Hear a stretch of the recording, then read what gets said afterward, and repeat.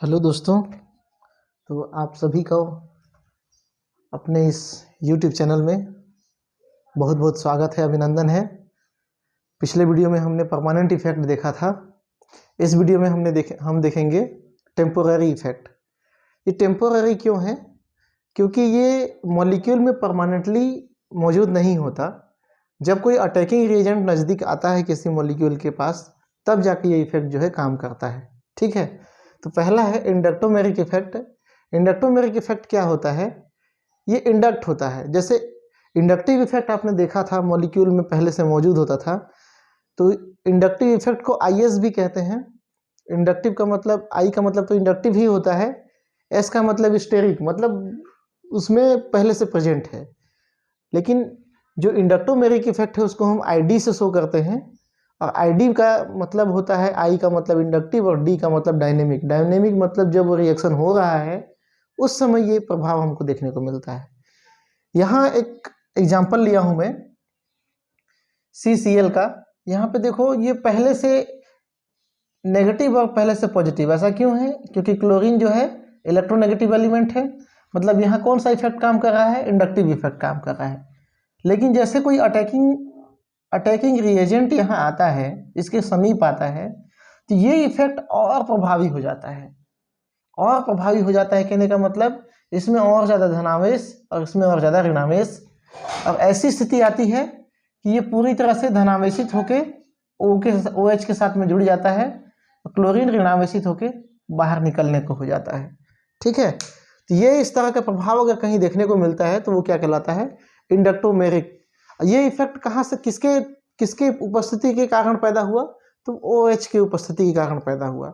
ठीक है, तो ये दोनों लगभग एक जैसा है, लेकिन एक क्या है, रिएक्शन के टाइम काम करता है, एक क्या होता है, परमानेंट पहले से मौजूद होता है। जब दोनों प्रभाव एक साथ देखने को मिल रहे हो तो उसमें इंडक्टिव इफेक्ट ही क्या होता है, प्रभावी होता है। ये ऑर्गेनिक केमिस्ट्री की बात कर रहे हैं हम। ठीक है, ऑर्गेनिक केमिस्ट्री में क्या होता है, इंडक्टिव इफेक्ट ही प्रभावी होता है, ज़्यादा प्रभावी होता है। तो ये तो इसमें दिक्कत नहीं होना चाहिए, समझ में आ गया होगा। छोटा सा स्टेटमेंट है ना। तो नोट्स भी बनाते चलिए ताकि ज़्यादा बेहतर तरीके से समझ में आए। और दूसरा जो इफेक्ट है वो है इलेक्ट्रोमेरिक इफेक्ट। इलेक्ट्रोमेरिक इफेक्ट को ई से शो करते हैं। ये भी इलेक्ट्रॉन का डिस्प्लेसमेंट ही है, इलेक्ट्रॉन डिस्प्लेसमेंट इफेक्ट ही हम देख रहे हैं। ठीक है, तो इलेक्ट्रॉन का डिस्प्लेसमेंट यहाँ पे क्या होता है, यहाँ पे जो मॉलिक्यूल होते हैं वो कुछ इस तरह से होते हैं कि एक साइड क्या हो, इलेक्ट्रोनेगेटिव एलिमेंट जुड़ा हो, और एक तरफ जो है इलेक्ट्रोपॉजिटिव एलिमेंट जुड़ा हो। और जो भी अटैकिंग रिएजेंट है वो क्या होगा, इलेक्ट्रोपॉजिटिव एलिमेंट पे अटैक करेगा। ठीक है, या तो इसको ऐसे लिख सकते हो, OH की उपस्थिति में आप यहाँ पे OH लगा दो, OH माइनस।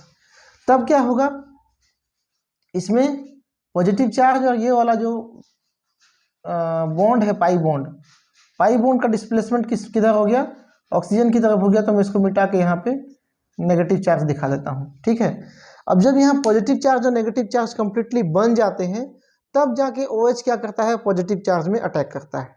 ठीक है, तब जाके यहाँ पे क्या कर रहा है, पॉजिटिव चार्ज में अटैक कर रहा है। ठीक है, तो ये किसकी उपस्थिति के कारण हो रहा है, ये पॉजिटिव नेगेटिव OH की। जब ये OH नहीं था तब यहाँ पे पॉजिटिव नेगेटिव नहीं थे। ठीक है, इसके 3 टाइप है। इसका एक आध एग्जांपल और देख लीजिए। यहाँ पे अगर साइनाइड लगाते हैं, अगर साइनाइड की उपस्थिति में ये रिएक्शन को, इस रिएजेंट को रखते हैं, तो यहाँ पे सेम कंडीशन हो जाता है, पॉजिटिव चार्ज और नेगेटिव चार्ज जो है उत्पन्न हो जाता है। क्यों? क्योंकि पाई बॉन्ड कमजोर होता है, वो एक तरफ डिस्प्लेस हो सकता है। ठीक है, तो जो ज़्यादा इलेक्ट्रोनेगेटिव एलिमेंट होगा उधर ही डिस्प्लेस होगा। जब यहाँ पे पॉजिटिव और नेगेटिव बन जाते हैं, ठीक है, तब जाके साइनाइड का अटैक कहाँ होता है, इस पॉजिटिव वाले कार्बन में, और इस तरह का कॉम्प्लेक्स बनता है, कंपाउंड बनता है। ठीक है, इसके 3 टाइप हैं, plus E plus inductomeric effect, minus E minus inductomeric effect, और न्यूट्रल ई। मतलब यहाँ पता नहीं चलता कि डिस्प्लेसमेंट किस तरफ हो रहा है। जैसे यहाँ पे देखिए, इसी का एग्जांपल ये है प्लस ई का। हमको स्पष्ट पता है कि डिस्प्लेसमेंट ऑक्सीजन की तरफ होगा। मान के चलो यहाँ पे कोई ऐसा अटैकिंग रिएजेंट आ रहा है जिसको मैं ए से दिखा रहा हूँ। ठीक है, जो क्या कर रहा है, अपने से दूर क्या कर रहा है, इलेक्ट्रॉन का डिस्प्लेसमेंट कर रहा है। भले ही वो कार्बन कार्बन ही क्यों ना हो, ठीक है। अपने से दूर क्या हो, इधर हो सकता है कोई दूसरा एलिमेंट जुड़ा हो, एक्स वाई जेड कुछ भी, है ना। तो इलेक्ट्रॉन का डिस्प्लेसमेंट किधर कर रहा है, अपने से दूर। तो इसका एग्जांपल कौन होगा, फ्लोरीन। इसके पास 3 लोन पेयर इलेक्ट्रॉन होते हैं, 2 लोन पेयर खुद के, एक ये नेगेटिव चार्ज के कारण यहाँ पे एक लोन पेयर बन जाता है, ठीक है। 3 लोन पेयर ऐसे ही और एक नेगेटिव चार्ज एक्स्ट्रा, मतलब 4 लोन पेयर हो गए, ठीक है। क्लोरीन के पास भी वैसे ही स्थिति है, ब्रोमीन के पास भी सेम स्थिति है, और Nr2 मतलब ये क्या है, नेगेटिव आयन है, समझिए, ठीक है। तो इस तरह के एग्जाम्पल्स आपके बुक में दिए होंगे, है ना, और भी बहुत सारे एग्जाम्पल हैं। तो ये क्या करते हैं, अपने से दूर इलेक्ट्रॉन को भेजना चाहते हैं, तो ये इफेक्ट क्या कहलाएगा, प्लस ई इफेक्ट। प्रोसेस वही होगा, प्रोसेस यही होगा, इलेक्ट्रॉन का डिस्प्लेसमेंट किधर होगा वो उसके आधार पे इसको हम 3 भाग में बांटे हैं, ठीक है, 3 भाग में इसको डिवाइड किए हैं। और यदि कोई ग्रुप ऐसा हो जो इलेक्ट्रॉन डिफिशिएंट हो, इलेक्ट्रॉन डिफिशिएंट ग्रुप यहाँ पे जुड़ा हुआ हो जिसमें इलेक्ट्रॉन की कमी हो, तो वो क्या करेगा, पाई बॉन्ड वाले इलेक्ट्रॉन को अपनी ओर खींचेगा, तो ये पाई बॉन्ड वाला इलेक्ट्रॉन भी इधर शिफ्ट हो जाएगा। इस तरह का ग्रुप यहाँ पे ले लेते हैं Nr2 Cr2 इत्यादि, ठीक है। तो ये क्या करते हैं, इलेक्ट्रॉन को अपनी ओर खींचना चाहते हैं, है ना। किसी भी अगर कोई यहाँ पे अटैकिंग रिएजेंट X आ जाता है तो क्या करेंगे, ये जो ग्रुप लगे हैं ये अपनी ओर खींचना चाहते हैं इलेक्ट्रॉन को, तब जाके जो है नेगेटिव आयन कहीं आके बाइंड होता है, ठीक है। तो इसको क्या कहेंगे, माइनस आई इफेक्ट, है ना। ये क्या कहलाएगा, माइनस आई इफेक्ट। देखिए यहाँ बी पहले से जुड़ा हुआ है, यहाँ समझना है थोड़ा सा, बी पहले से जुड़ा हुआ है। अगर ये एक्स नहीं होता तो यहाँ इलेक्ट्रॉन का डिस्प्लेसमेंट भी नहीं होता, भले ही ये इलेक्ट्रॉन डिफिशिएंट होता तब भी, लेकिन यहाँ पे कोई एक्स माइनस आया तो यहाँ पे क्या हो रहा है, इलेक्ट्रॉन का डिस्प्लेसमेंट क्या है, इलेक्ट्रॉन का चालू हो गया, ठीक है। तो ये क्या होगा, डायनेमिक होगा, मतलब रिएक्शन होने के टाइम पे होगा, ठीक है। अब साइनलेस ई किसको कहेंगे, जिसमें हमको पता ही नहीं चले कि इलेक्ट्रॉन इधर भी शिफ्ट हो सकता है, इधर भी शिफ्ट हो सकता है ना। जैसे यहाँ पे कोई नेगेटिव चार्ज ले आए एक्स वाई जेड जो भी, तो इलेक्ट्रॉन दोनों तरफ डिस्प्लेस हो सकता है, या तो इधर होगा या तो इधर होगा। एग्जाम्पल के लिए क्लोरीन का एडिशन किसमें, एल्कीन में, एल्कीन में डबल बॉन्ड हो सकता है।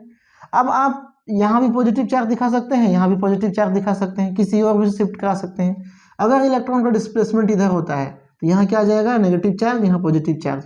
अगर इलेक्ट्रॉन का डिस्प्लेसमेंट इधर होता है ना, ये कंफर्म नहीं है, तो यहाँ नेगेटिव चार्ज होगा, यहाँ पे क्या होगा, पॉजिटिव चार्ज।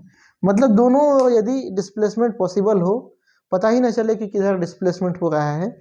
अब यहाँ पे जो कि स्पष्ट हो गया कि यहाँ नेगेटिव चार्ज आके जुड़ेगा, तो यहाँ Cl माइनस जुड़ेगा, यहाँ Cl प्लस जुड़ेगा, है ना, Cl प्लस जुड़ेगा इधर, नहीं यहाँ पे Cl प्लस जुड़ेगा, यहाँ Cl माइनस जुड़ेगा, ठीक है। तो ये क्या हो गया, साइनलेस या चिन्ह रहित कहते हैं इसको, चिन्ह रहित इलेक्ट्रोमैग्नेटिक इफेक्ट। तो इतना तो था आपका टेम्पोररी इफेक्ट। परमानेंट इफेक्ट हम पहले वीडियो में देख चुके हैं, उसका लिंक मैं इसके डिस्क्रिप्शन में डाल दूंगा, ठीक है। आप वहां से जाके देख सकते हैं, यदि इस वीडियो को पहले देख रहे हैं तो उस वीडियो को भी जाके देखिए, है ना, कि परमानेंट इफेक्ट कैसा कैसा होता है और टेम्पोररी इफेक्ट कैसा कैसा होता है। क्लियर है। तो चैनल में बने रहने के लिए बहुत बहुत धन्यवाद, आप सभी का आभार। आपका दिन शुभ हो।